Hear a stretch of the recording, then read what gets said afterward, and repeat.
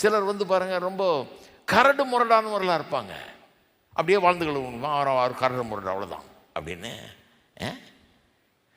அந்த மாதிரி ஆளை மக்கள் மதிப்பாங்க, ஏன்னா பயப்படுறதுனால. ஆனால் அன்பு கூற மாட்டாங்க. அப்படிப்பட்ட ஆளாக இருப்பார்.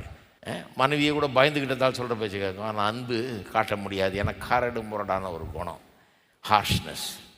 சிலர் வந்து ஒழுக்கம் இல்லாதவர்களாக இருப்பாங்க. அவங்கள நம்பவே முடியாது. எந்த ஒழுக்கம் கிடையாது, சொன்னது செய்கிறது கிடையாது, செய்கிறத சரியாக செய்கிறது கிடையாது. அந்த மாதிரி ஆட்கள்.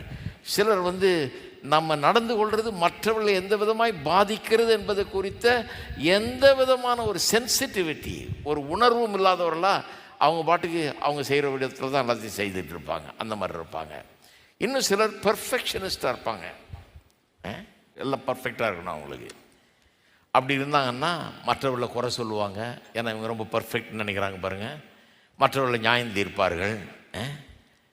அப்புறம் தங்களையே நியாயம் தீர்த்து, ஏன்னா தங்கள்கிட்ட பர்ஃபெக்ஷன் இல்லாத போது தங்களே நியாயம் தீர்த்து தங்களையே மட்டம் தட்டிட்டு அப்படி இருப்பாங்க. சிலர் வந்து பொறுமை இல்லாதவர்களாக இருப்பாங்க, சிடு சிடுன்னு இருப்பாங்க. இதெல்லாம் சகிச்சுட்டு அப்படியே இருக்க முடியுமா? இந்த பிரச்சனையெல்லாம் வச்சுக்கிட்டு வாழ்க்கையில் ஒருவருக்கொருவர் எப்படி இன்பத்தை அனுபவிப்பது, ஒருவருக்கொருவர் எப்படி சந்தோஷமாக இருக்கிறது? உள்ள பகையெல்லாம் வச்சுக்கிட்டு வெறுப்பெல்லாம் வச்சுக்கிட்டு இருப்பாங்க. அதை அப்படியே விட முடியாது. திருமண வாழ்க்கையில் ஃப்ரெண்டுனா விட்டுறலாம், சரி தொலைஞ்சு போ, அவனை பார்க்குறது இல்லை, நம்ம விட்டுரு, இவன்கிட்ட வச்சுக்கூடாது, நம்ம இவன் மூஞ்சியில் முழிக்கக்கூடாது அப்படின்னு போயிடலாம் சில நண்பர்கள், இல்லையா? அப்பா அம்மா கூட பிரச்சனை இருந்தால் கூட சில நேரத்தில் என்ன பண்ணிடுறோம், சரி ரொம்ப அங்கே போனால் அவங்க ரொம்ப நோண்டிகிட்டே இருப்பாங்க, கொஞ்சம் அப்பப்போ போய் பார்த்துட்டு வந்துடலாம், அவ்வளோதான். ஏன்னா நம்ம தவறெல்லாம் சுட்டி காட்டுறாங்க, நமக்கு கஷ்டமாக இருக்குதுன்னு. ஆனால் மனைவி கிட்ட பண்ண முடியாதே. டெய்லி காலையில் முழிச்சாகணும் மூஞ்சியில், நாள் முழுக்க அவங்க மூஞ்சியில் முழிச்சு தான் ஆகணும். புருஷனை அந்த மாதிரி பண்ண முடியாது, இல்லையா? சிலர் வந்து ரொம்ப சுயாதீனத்தை விரும்புகிறவர்களாக இருப்பாங்க. அவர்களுக்கு வந்து மற்றவர்கள் குறித்த பொறுப்பு அவர்கள் மேலே வைக்க முடியாது.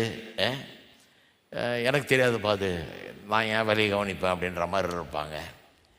ஒருவரோடு சேர்ந்து யோசித்து கலந்து ஆலோசித்து தீர்மானம் எடுக்கிறதுனா அவங்களுக்கு வராது. ஏன்னா ரொம்ப இண்டிபெண்ட் டைப்பு. மற்றவர்கள்ட்ட உதவி கேட்குறது கூட அவங்களுக்கு பிடிக்காது, ஏன்னா ரொம்ப இண்டிபெண்ட் டைப்பு. அப்போ அந்த மாதிரி இருந்தால் அவங்க மனைவியோடு அப்படி இருக்க முடியுமா? மனைவி புருஷனோடு அப்படி இருக்க முடியுமா? சிலருக்கு வந்து மற்றவர்கள் தன்னை விரும்பணுங்கிற ஒரு அலாதி ஆசை இருக்குது. அதனால் உண்மையை மறைப்பாங்க. சில நேரத்தில் எதையும் மறைக்காமல் சீக்ரெட்டெல்லாம் வெளியே விட்டுருவாங்க. ஏன்னா மற்றவங்களை தங்களை பாராட்டணும், தங்களை அன்பு கூறணுங்கிறதுனால இந்த மாதிரி கோளாறுகள்லாம் இருக்குது.